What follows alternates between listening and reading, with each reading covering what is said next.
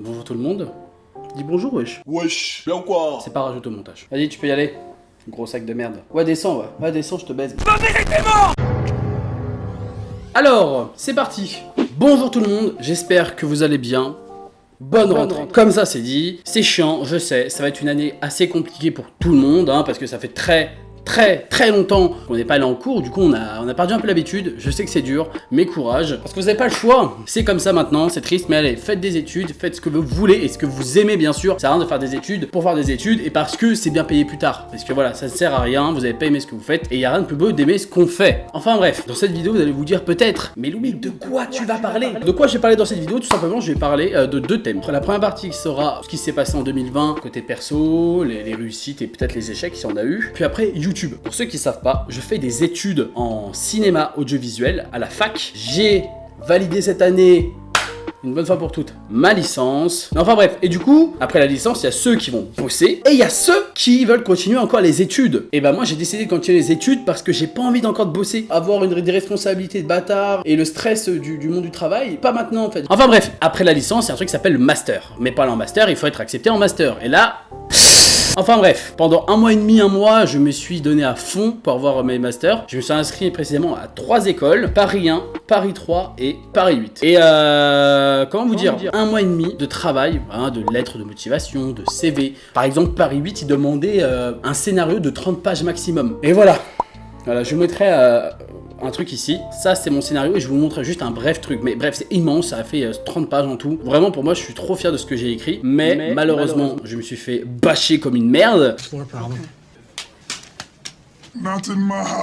Et pour les raisons, ça m'a tué de rire, il y a plus de place. T'encules tes morts fils de pute. Bref, Paris 8 est rejeté, Paris 3, j'avoue que j'ai fait un truc à l'arrache, et puis il reste Paris 1. Bref, je recevais mes résultats pour mes masters, je vois déjà Paris 8, refus, Paris 3, refus. Je me dis, ah... Oh, et ça va être compliqué là, comment je vais faire? Du coup, ce qui s'est passé pour Paris 1, m'avait déjà envoyé un mail pour me dire, votre dossier est intéressant, on aimerait bien faire un test écrit, si après le test écrit, votre dossier nous intéresse, vous allez passer un concours oral, et là vous allez avoir une place. Je passe le test écrit, et refusé. Yes! Et mais dans le mail, il était dit, vous avez été refusé là-dessus, mais votre dossier est toujours intéressant, vous allez avoir une réponse tel jour, telle date, telle heure. On verra s'il m'accepte ou pas, mais à ce moment-là, j'avais un peu lâché l'affaire et je m'étais dit, c'est fini, je vais aller trouver du boulot, je vais avoir des responsabilités. Bref, vous avez compris, ça pue du cul. Bref, on est samedi, il est 9h30, je dormais avec mon téléphone dans mon lit, une sonnerie apparaît. Ouais, je regarde vite fait et je vois Gmail, je vois que c'est pas rien, mais je commence à lire et je vois aucun mot refusé. Et là, je vois admis, Je suis comme ça, je regarde, je redépose, je suis en calbar et je fais YES! Je me lève, je vais voir ma mère, je suis maman, je suis accepté à Paris 1. Ma mère elle est trop heureuse. Et en même temps, Paris 1 veulent de moi quoi. Donc j'ai dit ah Paris 1, c'est pas rien Paris 1.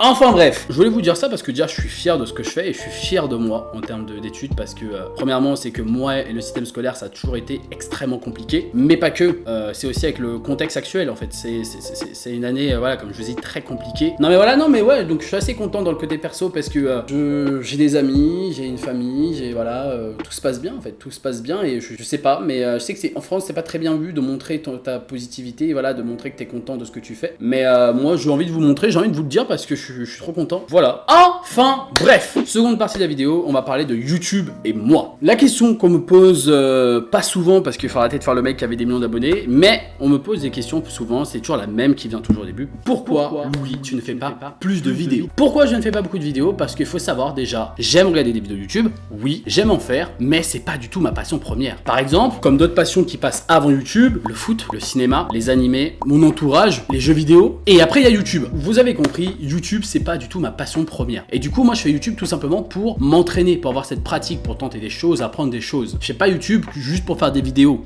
Loin de là. Et la dernière, celle qui prend beaucoup plus de temps en réalité, c'est le montage. Pour ceux qui savent pas, je veux devenir monteur pro. Et du coup, je prends beaucoup de temps à monter. Voilà, je sais que le monteur doit être efficace et rapide. Moi, je suis pas du tout rapide. J'aime tenter des choses, j'aime prendre mon temps dans une vidéo. Ça m'arrive parfois de vouloir cutter à la millième seconde près pour que ce soit juste parfait. Ça se remarque pas, mais moi, ça me fait plaisir. Voilà toutes les raisons pourquoi je ne fais pas de vidéos tout le temps. Après, on va continuer de parler de YouTube. Il n'y avait pas que ça que j'aimerais bien parler sur YouTube, j'avais d'autres sujets. Pendant le confinement, j'ai sorti quand même des vidéos vidéo une fois par semaine. Je sortais des petites vidéos, rapides à faire, mais des vidéos fun. Pendant ce confinement, j'ai sorti une vidéo qui m'avait pris vraiment beaucoup de temps. À peu près pour faire une approximation de 2 heures de tournage pour à peu près une semaine de montage. C'est une vidéo de 17 minutes. Allez la voir si vous voulez, allez là. Dans cette vidéo, je racontais une anecdote de mon trek à vélo en France. Pour qu'à la fin, ça fasse 70 vues. Waouh! C'est rien. Une vidéo où ça m'a pris 45 minutes à tourner, 1 heure à monter. La vidéo où je me fais couper les cheveux par ma soeur. 200 et quelques vues. Est-ce que vous voyez où je veux en venir? Souvent, certains disent ouais, YouTube a changé, YouTube c'est devenu la télé, YouTube met en avant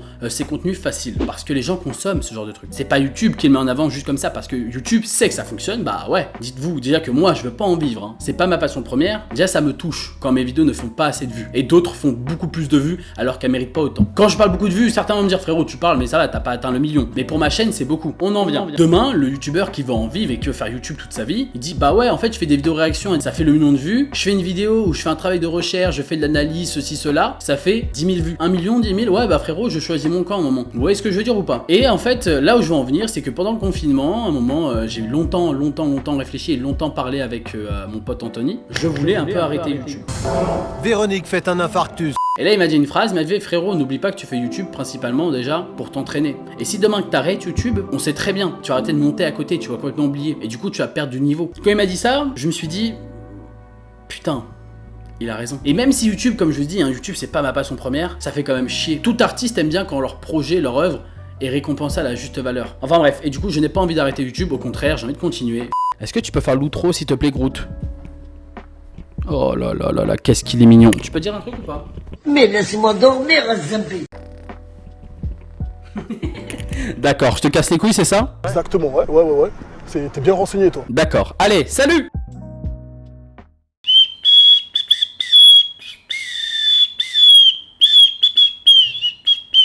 Harry Potter.